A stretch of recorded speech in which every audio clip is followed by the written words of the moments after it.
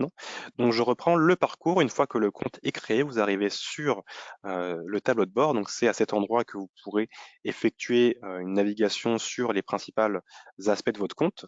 Vous pourrez retrouver les actions réalisées une fois que vous aurez obtenu une certification ou réalisé une demande. Et si vous n'avez pas encore effectué de demande, vous avez déjà une première action à faire. Donc le bouton bleu que vous voyez au centre pour faire une demande. Vous sélectionnez donc la certification Calliope. Euh, Là, c'est un écran qui n'est pas présenté maintenant, mais vous avez 2 étapes avant pour vous assurer que vous êtes bien dans la bonne démarche de certification, donc en 2 clics, et vous arrivez sur un formulaire donc en 5 étapes. Là, vous voyez la première étape qui est celle de l'identification, et à cet endroit, vous avez différentes informations à renseigner, à savoir le numéro de déclaration d'activité. Si vous en possédez déjà un, il est possible que vous n'ayez pas encore ce numéro-là. Si c'est votre cas, vous pouvez quand même réaliser la demande à condition d'avoir effectué votre demande d'enregistrement auprès de la DRITS de votre région. Voilà, donc le seul moment où le numéro de déclaration d'activité va être obligatoire, ce sera au moment de l'émission du certificat. Donc, vous pouvez très bien effectuer la demande, réaliser l'audit sans NDA. En revanche, il faudra l'avoir pour qu'on puisse émettre la certification puisqu'il est rattaché à ce numéro-là.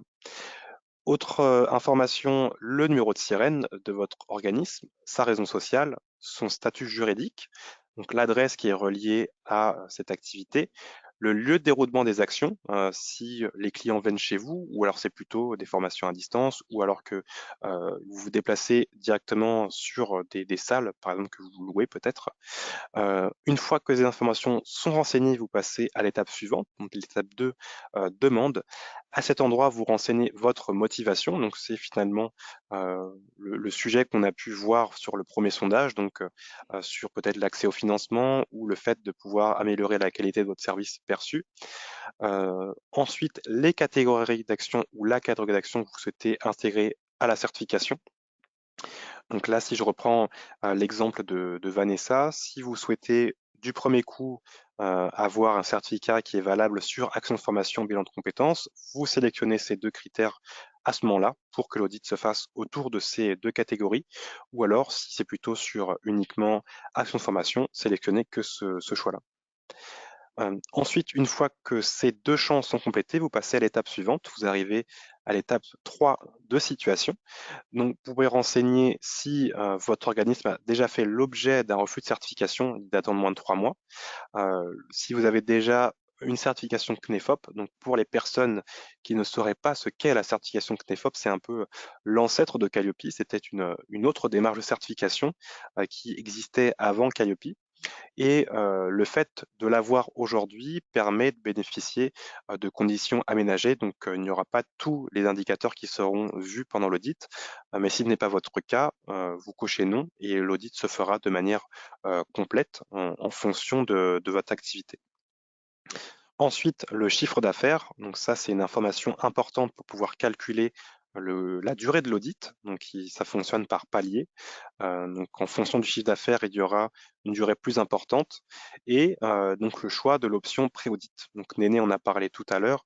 C'est comme un entraînement à l'audit qui va se dérouler avant l'audit initial. Une première expérience pour les personnes qui n'auraient encore jamais effectué d'audit. Donc, vous allez rencontrer un auditeur, donc en conditions réelles, mais là, il n'y aura pas d'impact sur le reste de la démarche. Donc, vous pourrez avoir des non-conformités, il n'y aura pas d'impact sur la suite. Donc, c'est un moment pour vous d'identifier là où il faudra retravailler, apporter de nouveaux éléments de preuve pour être sûr de tout avoir de près le jour de l'audit. Ensuite, donc vous passez à l'étape suivante, l'étape audit. À cet endroit, vous renseignez les ou la date à laquelle vous souhaitez réaliser l'audit. Vous pouvez prendre une période large, par exemple une semaine complète. Vous savez que vous serez disponible sur cette semaine. Et dans la partie commentaires, peut-être si vous n'êtes pas disponible mercredi, l'indiquer pour qu'on puisse vous proposer la date la plus proche de votre souhait.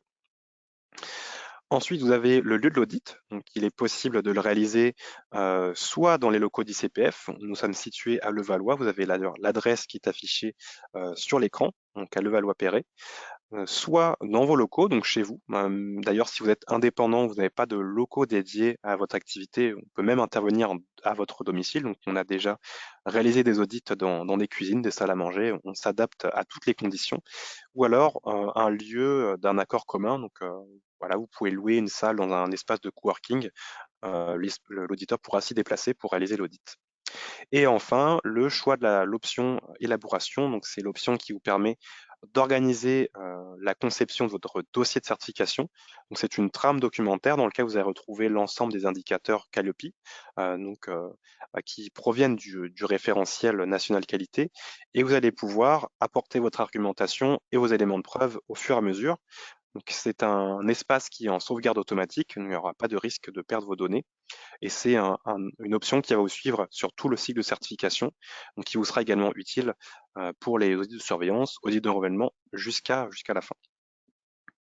Donc une fois que ces champs sont complétés, vous avez également donc la dernière étape, l'étape interlocuteur. À cet endroit, vous indiquez si vous êtes bien la personne qui va être signataire du contrat, puisqu'on a besoin d'identifier le nom à renseigner sur le contrat. Peut-être que vous êtes simplement, vous avez été missionné par votre manager pour le faire, et donc là, vous pouvez renseigner son nom et son prénom.